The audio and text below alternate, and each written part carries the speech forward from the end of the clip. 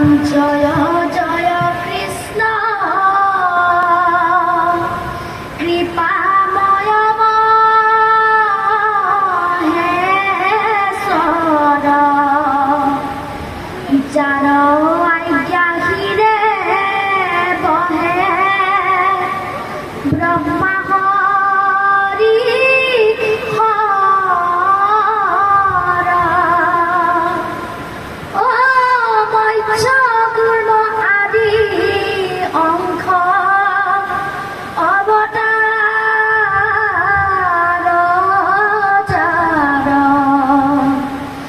ঈশ্বর কৃষ্ণ কোটি কোটি নমস্কার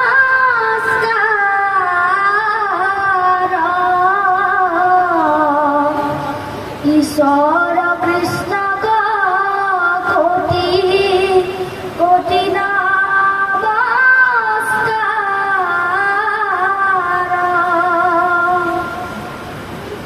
শ্রীমন্ত শংকৰদেৱ সংঘ যোৰহাট জিলা শাখাৰ দ্বাৰা আয়োজিত হোৱা মহাপুৰুষ শ্ৰীমন্ত শংকৰদেৱ গুৰুজনাৰ 574 সংখ্যক আবিৰ্ভাৱ মহোৎসৱ আৰু জিলাভিত্তিক শিশু আই মাতৃ আৰু যুৱ সমাৰোহৰ আজিৰ কাৰ্যসূচী অনুসৰি জিলা শিশু আই মাতৃ কল্যাণ শাখা সমিতিৰ সাধাৰণ পৰিষদৰ সঞ্চালকৰ দায়িত্বত থকা পৰম সন্মানীয়া সভানেত্ৰী মহোদয়া, কেন্দ্ৰীয় শিশু আই মাতৃ কল্যাণ শাখা সমিতিৰ পৰম সন্মানীয়া সম্পাদিকা মহোদয়া, যোৰহাট জিলা শাখাৰ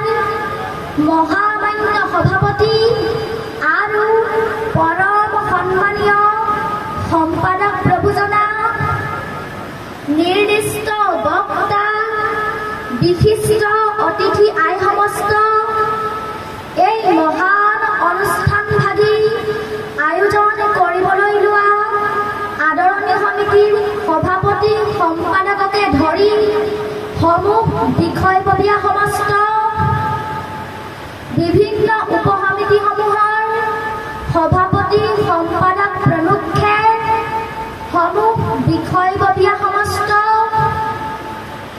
আজি এই মহাবৈকুণ্ঠ ধামত সমবেত হোৱা সমূহ সুধীবৃন্দ, ভক্ত প্ৰহ্লাদ স্বৰূপ মোৰ পৰম সুহৃদ শিশু ভক্ত সমস্ত, জয় জয়তে আমি সকলোৰে চৰণত শিৰ থৈছোঁ, কোটি কোটি প্ৰণিপাত জনাইছোঁ।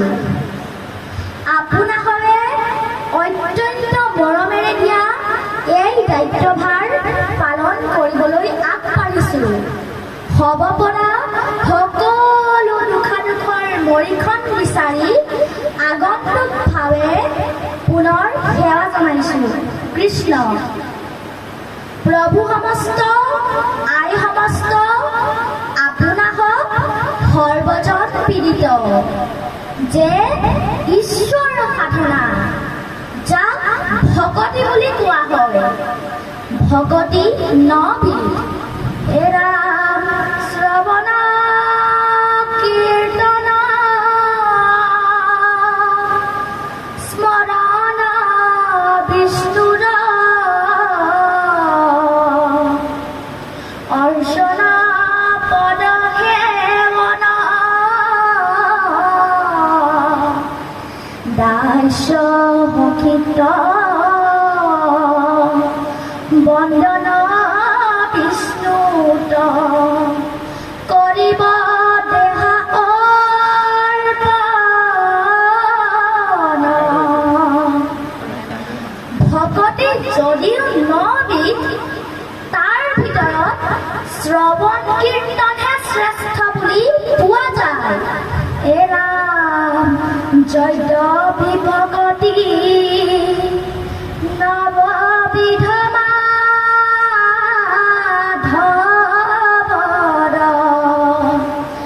শ্ৰৱণ কীৰ্তন তাতো মহাশ্ৰেষ্ঠ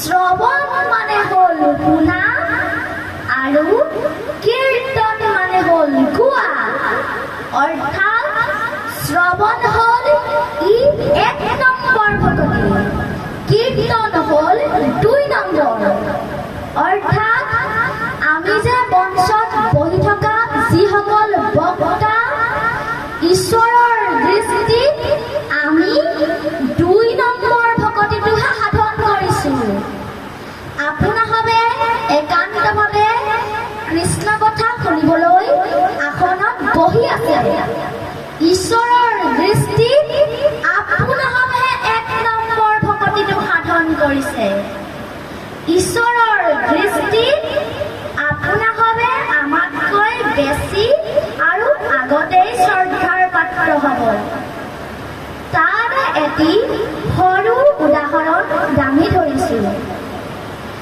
এদিনাখন পৃথিৱীৰ পৰা জীৱাত্মা মনুষ্য দেহ ত্যাগ কৰি ওপৰলৈ অৰ্থাৎ স্বৰ্গ বা বৈকুণ্ঠলৈ গৈ থাকোঁতে শ্ৰী নাৰায়ণে সেই জ্যোতিক দেখি এটি সেৱা জনালে সেই সময়ত শ্ৰী নাৰায়ণৰ লগত বিশেষ এটা কাৰণত উপস্থিত আছিল ধৰ্মৰাজ যম ৰজা এটি জীৱৰ প্ৰতি দেখুওৱা তেনে সন্মান দেখি যমৰাজে শ্ৰী নাৰায়ণক সুধিলে আপুনি এই জ্যোতিক কিয় সেৱা জনালে তেতিয়া ভগৱন্ত পুৰুষে তাৰ প্ৰশ্নৰ উত্তৰ দিব নাপাওঁতেই পৃথিৱীৰ পৰা আৰু এটি জীৱ ওপৰলৈ আহিল আৰু সেই জ্যোতিক ভগৱন্ত পুৰুষে দণ্ডৱত প্ৰণিপাত জনালে তেতিয়া যমৰাজে আচৰিত খাই সুধিলে আপুনি 2টা জীৱকে বেলেগ বেলেগ সেৱা জনালে যে আৰু জীৱ দুটাৰ পাৰ্থক্য কি তেতিয়া ভগৱন্ত পুৰুষে যমৰাজক ক'লে যে মই যিটো প্ৰথম জীৱক সেৱা জনাইছিলোঁ সেই জীৱটি মোৰে গণনাম কীৰ্তন কৰোঁতা এজন বক্তা আছিল আৰু দ্বিতীয়তে মই যিজনক দণ্ডৱত প্ৰণিপাত জনাইছিলোঁ সেইজন মোৰে গণনাম শ্ৰৱণ কৰোঁতা একান্ত ভকত আছিল গতিকে প্ৰভু সমস্ত আপোনাসৱে একান্তভাৱে ভগৱানৰ গুণনাম শ্ৰৱণ কৰি আছে গতিকে আপোনাসক স্বয়ং ভগৱানৰো দণ্ডৱত প্ৰণিপাতৰ যোগ্য আমি আপোনাসৱক কায়িকভাৱে নোৱাৰিলেও মানসিকভাৱে কোটি কোটি দণ্ডৱত প্ৰণিপাত জনাইছোঁ কৃষ্ণ কৃষ্ণ এ ৰাম সাৱশেষে কথা কোনে কহিবে স্বৰূপে যেন পক্ষী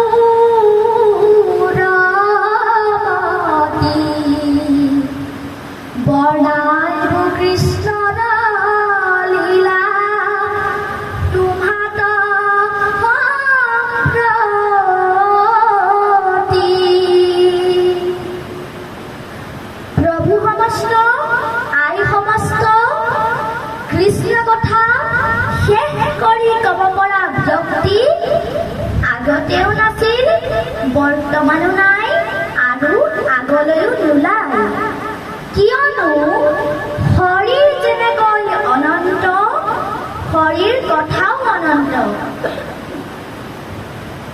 যেনেকৈ এটি চৰাই তাৰ পাখি বা দেউকা চাইহে উৰিব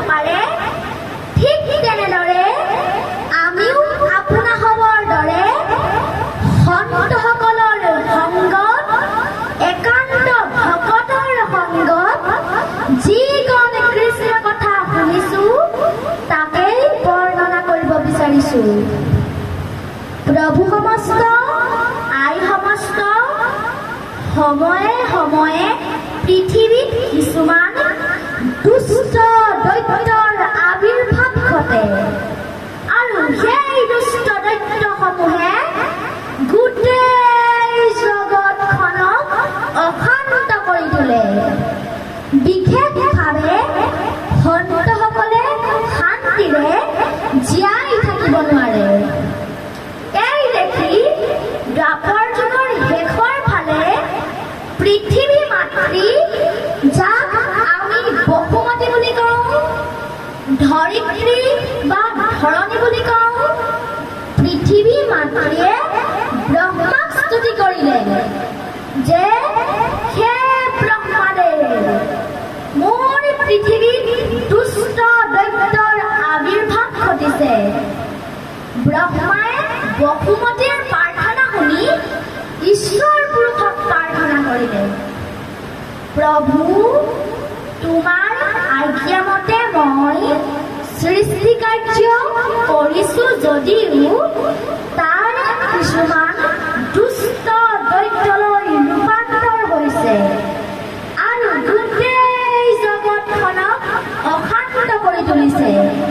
আপুনি ইয়াৰ ব্যৱস্থা কৰিব লাগে। তেতিয়া ভগৱন্ত পুৰুষে ব্ৰহ্মাক ক'লে যে মই ইয়াৰ ব্যৱস্থা কৰিম।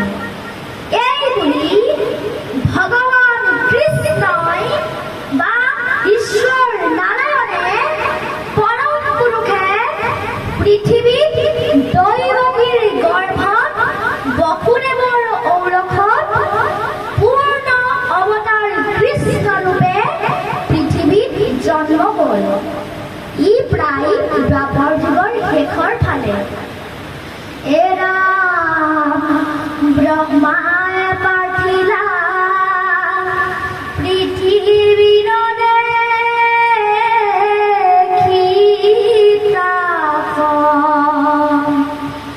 লৈলা দৈৱকীৰ উদৰত হৰি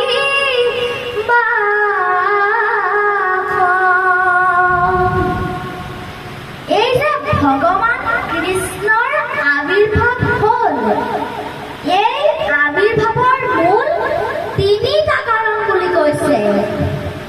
প্ৰথম কাৰণ, সাধুসকলক পৰিত্ৰাণ কৰিবলৈ। দ্বিতীয় কাৰণ, দুষ্কৃতিক বিনাশ কৰিবলৈ। তৃতীয় কাৰণ, ধৰ্ম সংস্থাপনৰ বাবে।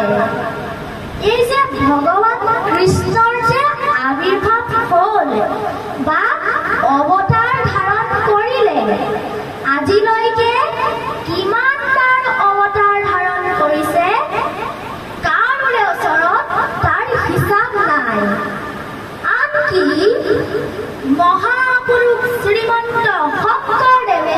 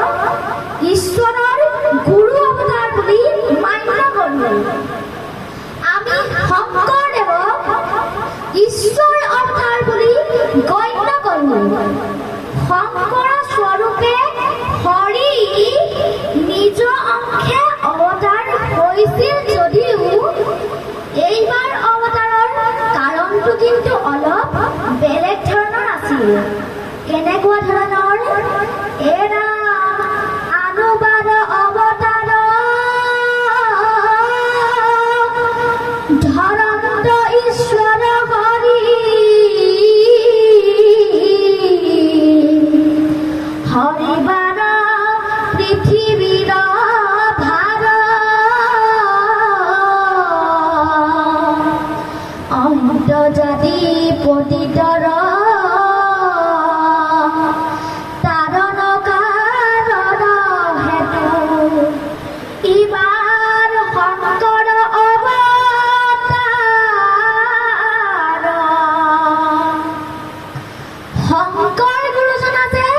ভগৱানৰ অংশ ইয়াৰ প্ৰমাণ কি মাধৱ পুৰুষে গুৰু প্ৰতিমাত ইয়াৰ প্ৰমাণ স্পষ্টভাৱে দাঙি ধৰিছে এৰাম চাৰি বেদ শিৰোমণিৰ মাজে জাগেৰি চৰণ বিকাশ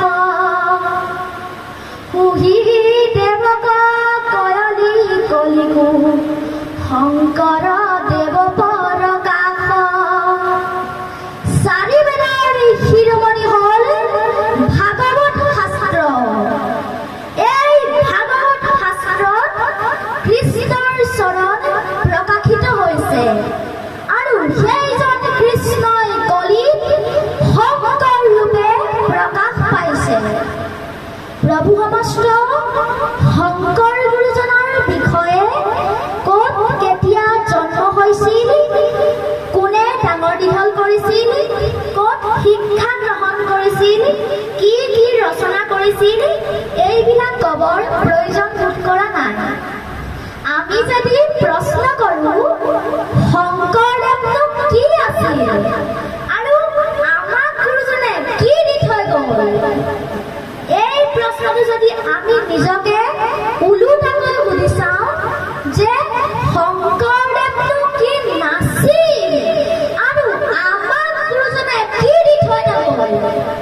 তেতিয়া তাৰ উত্তৰত এটা শূন্য পাম কিন্তু আজিৰ তাৰিখৰ পৰা কেইবাটাও জনক লিখি বা কৈ শংকৰদেৱৰ বিষয়ে শেষ কৰিব নোৱাৰি তেৰাৰ প্ৰপন্ন শিষ্য বঢ়াৰপু মাধৱদেৱে এটা শব্দত কৈ গ'ল জয় গুৰু শংকৰ সৰ্ব গুণাকৰ জাগেৰি নাহিকে উপান যিজন সৰ্বগুণৰ অধিকাৰী অৰ্থাৎ যাৰ কাৰোৰে লগত তুলনা নহয় সেই বাপ আই সমস্ত যি সময়ত ধৰ্মৰ নামত দেৱ দেৱীৰ পূজা বলি বিধান ব্যভিচাৰ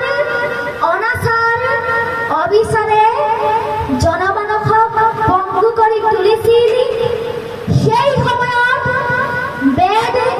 বেদান্ত উপনিষদৰ সাৰ গীতাৰ এক শৰণ হৰিনাম ধৰ্ম প্ৰেম অমৃতৰ নদী পোৱাই পৰম কৃপাল গুৰুজনে সমাজৰ সকলো শ্ৰেণীৰ লোককে কৃষ্ণক ভকতিৰ অধিকাৰ সাব্যস্ত কৰি এখন উদ্ভুত নিকা সদাচাৰী সমাজ গঢ়ি তুলিলে তেখেত আছিল অসমৰ সাহিত্য সভ্যতা সংস্কৃতিৰ স্ৰষ্টা গুৰুজনাই ভাগৱতৰ সৎসংগ গীতাৰ এক শৰণ আৰু সহৰ্ষ নামখণ্ডৰ নামৰ আধাৰত অসমত এক শৰণ হৰিনাম ধৰ্ম প্ৰৱৰ্তন কৰিলে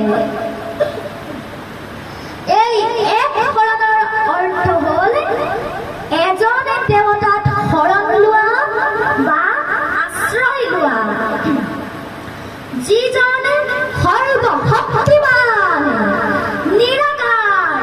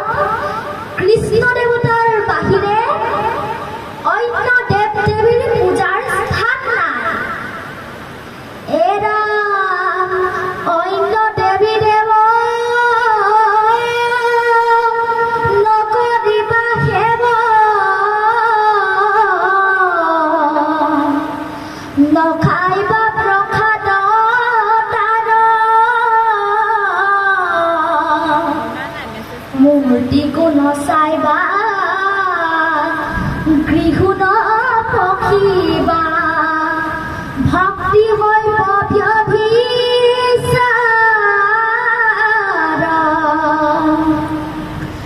শ্ৰীকৃষ্ণই হ'ল আমাৰ একমাত্ৰ উপাস্য দেৱতা। কৃষ্ণ নামেই হ'ল সমস্ত জগতৰ সাৰ। ৰাম নামৰ নৌকাত উঠি মানৱ সমাজক ভৱ বৈতৰণি পাৰ হোৱাৰ একমাত্ৰ পথৰ নিৰ্দেশ দিছে। দুলহু ৰাম নামেহে মুকুতি নিদানা ভৱ বৈতৰণি তৰণি সুখ হৰণি ভৱ বৈতৰণি তৰণি সুখ হৰণি নাহি নাহি নাম সমানা দুলহু ৰাম নামেহে মুকুতি নিদানা। অৰ্থাৎ কলিযুগত নামৰ সমান শ্ৰেষ্ঠ ধৰ্ম নাই।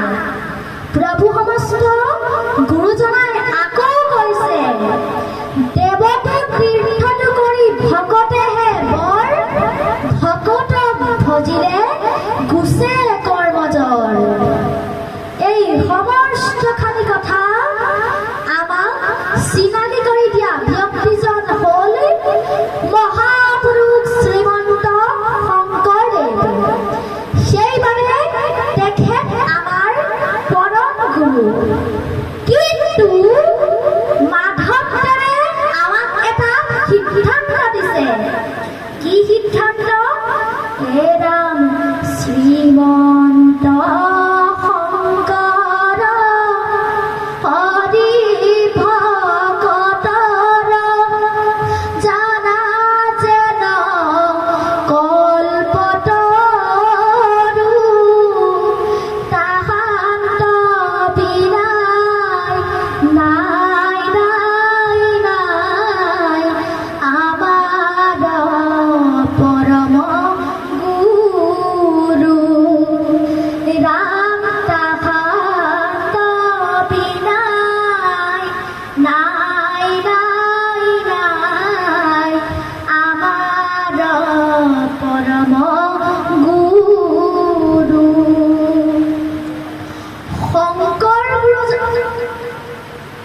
শংকৰ গুৰুজনা কেৱল হৰি ভকতৰহে পৰম গুৰু বুলি কৈছে। হৰি ভকতৰ বাহিৰে আমি যদি বেলেগৰ ভকত হওঁ, অৰ্থাৎ আমি যদি কেতিয়াবা কেতিয়াবা শিৱৰ ভকত হওঁ, আমি যদি কেতিয়াবা কেতিয়াবা বিশ্বকৰ্মাৰ ভকত হওঁ, তেতিয়া কিন্তু শংকৰ গুৰুজনা আমাৰ পৰম গুৰু হৈ নাথাকে। অৰ্থাৎ হৰি ভকতৰ বাহিৰে বেলেগৰ ভকতে শংকৰ গুৰুজনাক গুৰু বোলাৰ অধিকাৰ নাই। বাৰু যেই কি নহওক, গুৰুজনাই দিয়া নামৰ শ্ৰৱণ কীৰ্তনৰ জীৱনজোৰা সাধনাৰে আমি ভৱ বৈতৰণি পাৰ হ'ব পাৰিম। তাৰ বাবে আমাক সৰুৰে পৰা অভ্যাস লাগিব। অৰ্থাৎ ধৰিও কুমাৰ কালে ভাগৱত ধৰ্ম। প্ৰভু সমস্ত সময়ৰ প্ৰতি লক্ষ্য ৰাখি আমি ইমানতে দুআষাৰ সামৰিব বিচাৰিছো। পৰম কৃপালু বাপ আই সমস্ত তোমৰা হক বৈষ্ণৱ ৰূপী বিষ্ণু, তোমৰা হক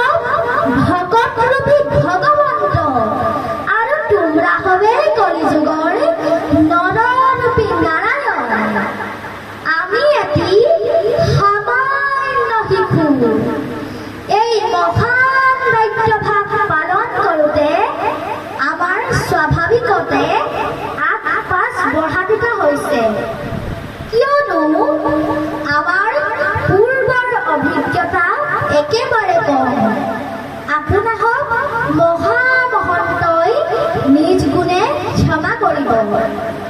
আমাক এই সুবিধাকণ প্ৰদান কৰাৰ বাবে আপোনালোকৰ ওচৰত চিৰকৃতজ্ঞ হৈ ৰ'লো। পুনৰ সকলোলৈকে ভক্তি ভৰা প্ৰণিপাত জনাই মহাপুৰুষৰ এজোটা বাণীৰে আমাৰ দুআষাৰ ইমানতে সামৰণি মাৰিছোঁ।